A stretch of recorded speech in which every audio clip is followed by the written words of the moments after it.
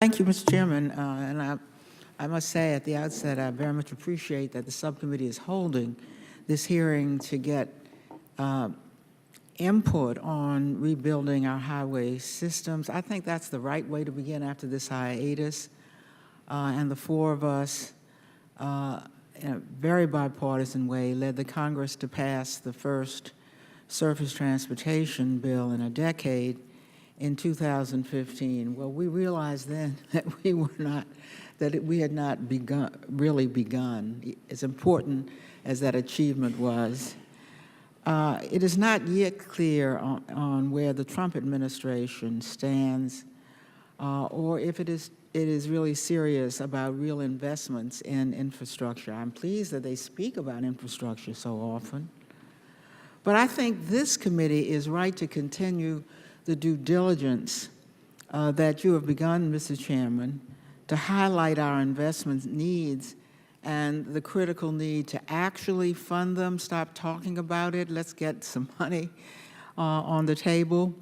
Perhaps this hearing can help bring our committee and subcommittee and the administration together on what all agree are urgently needed infrastructure work.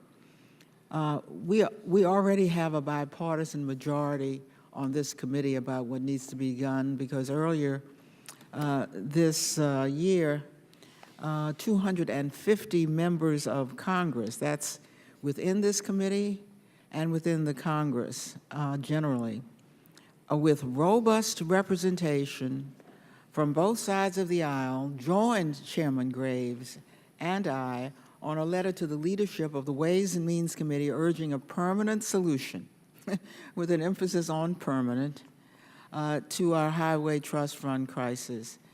In this letter, we specifically urged, quote, any HTF solution, highway traffic fund solution, should entail a long-term, dedicated, user-based revenue stream that can support the transportation infrastructure investments. This strongly bipartisan letter stands in stark contrast to the administration's apparent view that an infrastructure initiative is an opportunity to begin chipping away at the federal government's responsibility to be the steward of our national transportation network. Remember, ever since Eisenhower, we have recognized that this is a network. You can't dice and slice it. It goes from coast to coast. It goes from rural to urban. That's why the responsibility is federal. Based on what we have seen so far from the administration, we may get a White House proposal that contains various incentives designed to boost local, state, and private dollars. Try telling that to the states and localities. Rural areas object to this, and members and senators representing rural areas are predictably strong proponents of keeping the funding streams as they are. So the administration seems to hint that some funding would go to rural areas, and for the great bulk of other areas, there would be federal and local dollars. But there has been an agreement for my entire lifetime, Republican and Democratic administrations alike, that there should be federal grants that fund the entire network. And I am certainly happy to work with rural areas. They feed right into the urban area I represent to ensure that they are treated fairly. When one part of the system is not treated fairly, we all have to jump in. I cannot support an infrastructure bill, of course, that is biased against urban areas, and I suspect that there would be a huge number of members with me on that. I doubt that such a bill could gather a majority from either party.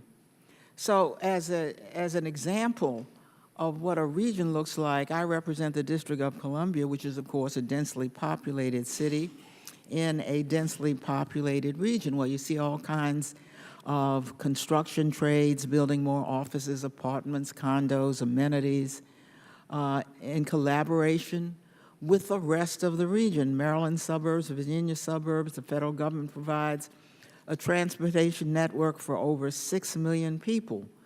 Now, within this microcosm of our country, congestion, transportation problems, deteriorating bridges are challenges that we face no matter where we live. No part of the region is immune. So I may represent the district, but I believe I represent the entire region, and for that matter, the country when I speak of this region.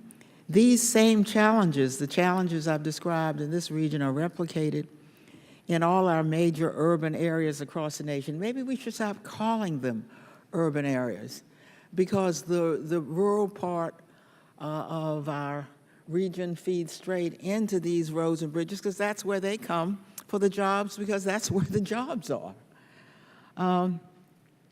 So parity in a transportation bill is essential. The top 20 urban areas contribute 52% of the total GDP of our economy. American population is expected to grow by 70 million by 2045, and by 2050, 3/4 of Americans are expected to live in 11 mega regions.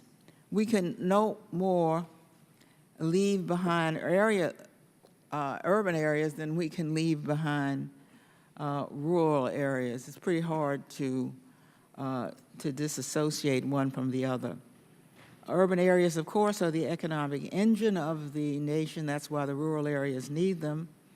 If we leave urban areas to fend for themselves largely, then we are ignoring our constitutional mandate to assure the free flow of commerce, allowing bottlenecks to build up and traffic to grind to a halt in major population and commercial centers is backwards and would hurt urban and rural areas alike.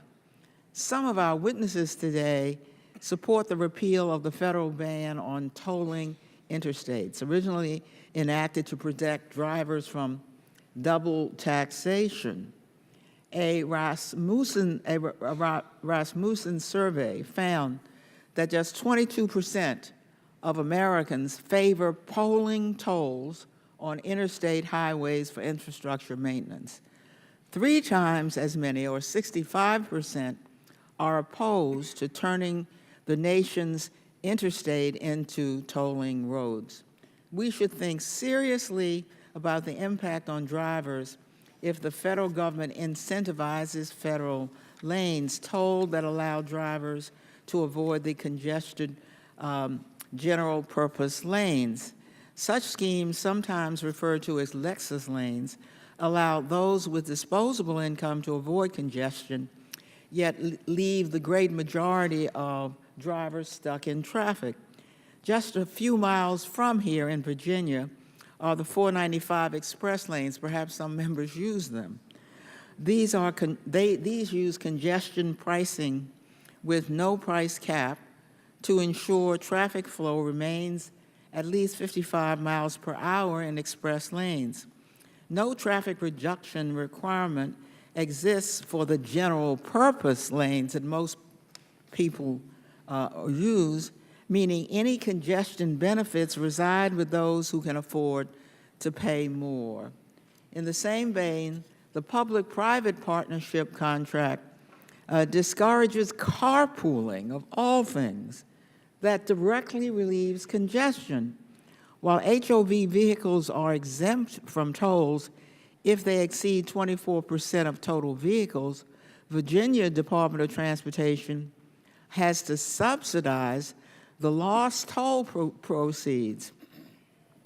This means that the Virginia Department of Transportation is incentivized to discourage carpooling, which is a major instrument for relieving congestion. Finally, this is a particularly bipartisan committee, as our recent transportation and infrastructure legislation shows. However, any adverse treatment to transit investment in an infrastructure package would surely break up this partnership. Perhaps we all remember when there was a bill that failed to get to the floor some years ago because it virtually zeroed out transit. Transit is critical to moving workers efficiently and minimizing congestion in urban areas. We need more, not less of it. Yet the administration in FY 2018 in its budget continues the false and short-sighted myth that cutting transit funding will somehow solve our transportation funding woes. The opposition to transit is a recipe for congestion. Mr. Chairman, I look forward to hearing from today's witnesses, and I thank you for calling this hearing today. Thank you, Ms.